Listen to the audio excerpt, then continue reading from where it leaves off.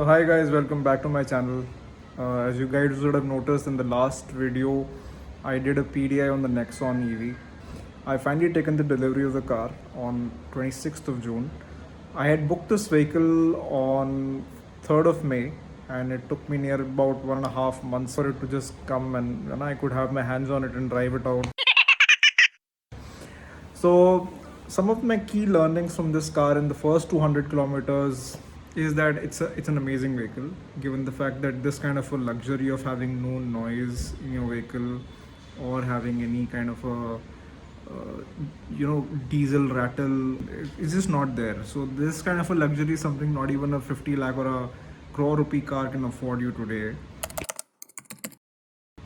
unless it's an electric. So this is definitely a step over it. So I was actually waiting for a vehicle which really changed the entire paradigm, and this has done it. So hence I went ahead without any thought. I just bought it. I'm sure a lot of people would have a lot of question when it comes to buying an electric vehicle. So even I did that process, and I actually went through a lot of YouTube channels before I actually came to the conclusion that okay, this car has now had enough problems and now has matured as a product. So for me, it was almost like a no-brainer to go ahead and buy it, because anyways I was looking to invest in a new technology. I don't see this as a vehicle, I see it like a technology, something that I needed to adopt and take forward. But having said that, I think I still had this one dilemma, because I had booked this vehicle somewhere around 3rd May, like I mentioned before, and by the time it was the second week of June, the Nexon EV Max was launched.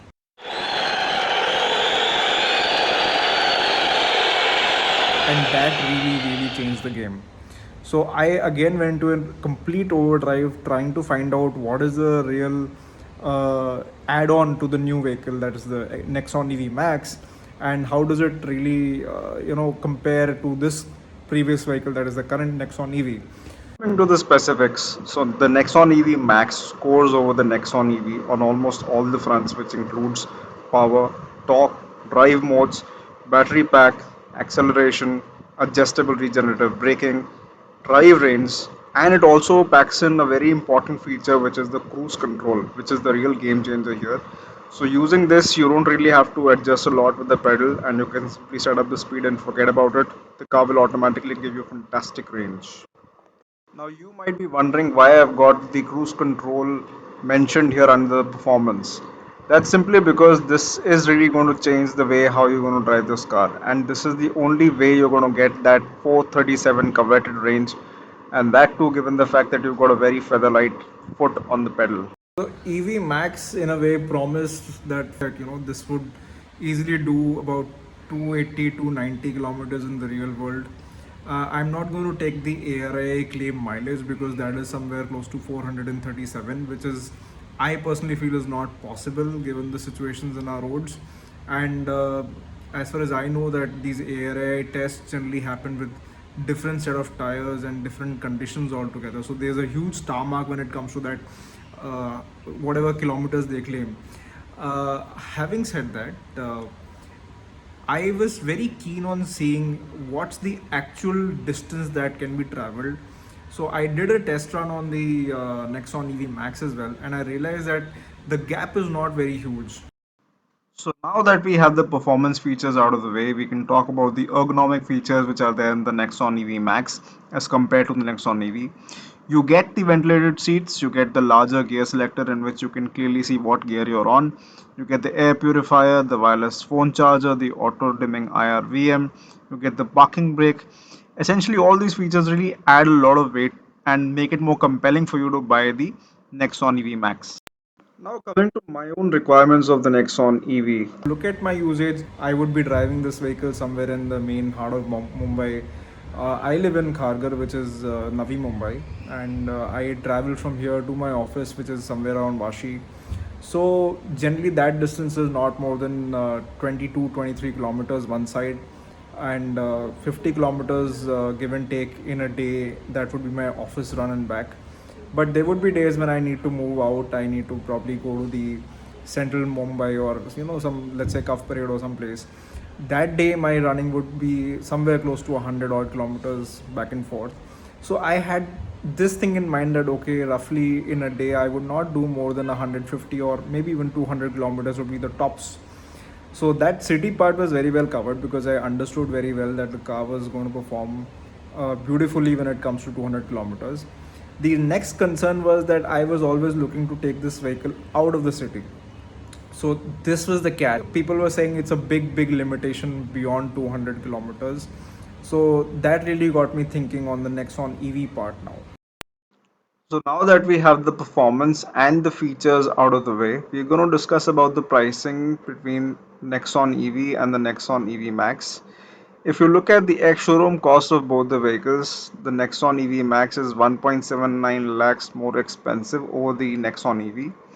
And given the fact that you get a larger battery pack and some good to have features, the Nexon EV Max price is truly justified. But then you have to also see it in the context of the subsidies, because if you add the subsidies, you get probably a 1.5 lakhs additional discount, which actually takes this price to 3.30. So the difference between the both models in terms of the cost is pretty substantial. For me, I felt based on my requirements, I didn't really find that the Nexon EV Max justified its difference in the cost given the subsidy. And let me tell you, you don't get the subsidy on a 40 kilowatt hour battery. You even don't get the subsidy on the 30 kilowatt hour XZ Plus Lux edition. So, given my requirements, I think this fitted me quite well. So if you look at both the products dispassionately and very holistically, there are a lot of changes that they've brought about in the new EV Max. Apart from the range, apart from the larger battery pack, there are a lot of additions in terms of features, functionalities, which include you having a wireless charger inside. There's cruise control. Then there is, the hill assist. Then there's a standard ABS, EBD. Um, Other than that, I mean, if you look at it, there's just cosmetic changes which include a different kind of a alloy. To the design element on the alloys was changed a bit, and then there was this addition of a couple of disc brakes at the back, and it really got me wondering.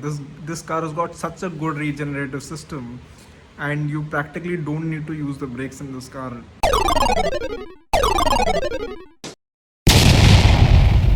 Why is it that they've put another set of disc brakes at the back? Maybe that's because they've put a regen system which is adjustable now. Probably that's the only reason why they should have had this. Otherwise, that was not really required in this vehicle because the regen is so beautiful. It just stops your car. If you've done enough practice, if you've done enough driving, you can in fact anticipate and just leave the accelerator, and automatically the car will stop. So overall, if you look at it, the whole differentiation between the Nexon EV Max and the Nexon EV per se is not very huge in terms of overall functionality. But yes, if you do a feature by feature comparison, and you also note that the battery pack is larger and that you can get more mileage out of it, that really does add to its weight. But then overall, if you look at it, given the fact that there's some amount of subsidies available in Maharashtra, so I want to talk about Maharashtra because this is where I bought the car.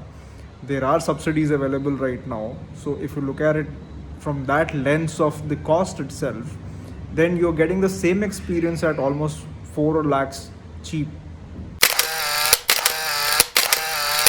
or 4 lakhs lesser, I would say.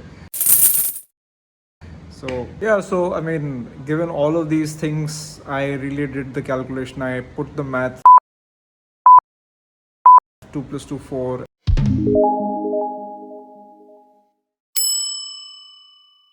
and I realized that I, as a personal decision, I would not buy the EV Max, and I actually ended up buying Nexon EV Dark Edition. Why Dark Edition is another story. I'll try to cover it into a different video. Otherwise, this video is going to become extremely long. But at the face of it, let me tell you, that's even better value for money. as compared to the conventional XZ. But yes, the catch here is that people don't like the black color uh, because of certain traditions and all that. They don't generally like to drive black, but if you're okay with the black color, I think it's an excellent choice. So I think I've given you guys some of the high level reasons as to why I've gone in for this Nexon EV dark edition, and I hope if you are also looking to start your EV journey, you would also take a very calculated call on this, or rather a very passionate call. Entirely depends on you. This was my two-bit take on that. So I hope to join you guys in another vlog, which I'm gonna do subsequently, and catch you there. So I just want to put a disclaimer here that I have not been sponsored, obviously, because this is some of my first videos that I'm doing on YouTube. No sponsorship, no good or bad feelings for Tata as such, because this was purely a personal call to buy this vehicle, and I hope to do more videos, and I hope to uh, have you guys as my audience, and I'm open for any suggestions or any pluses and minuses that you guys feel I should do better or I should add in my video. I'll be more than happy to. Please reach out to me. Please like, share, and subscribe. Thank you.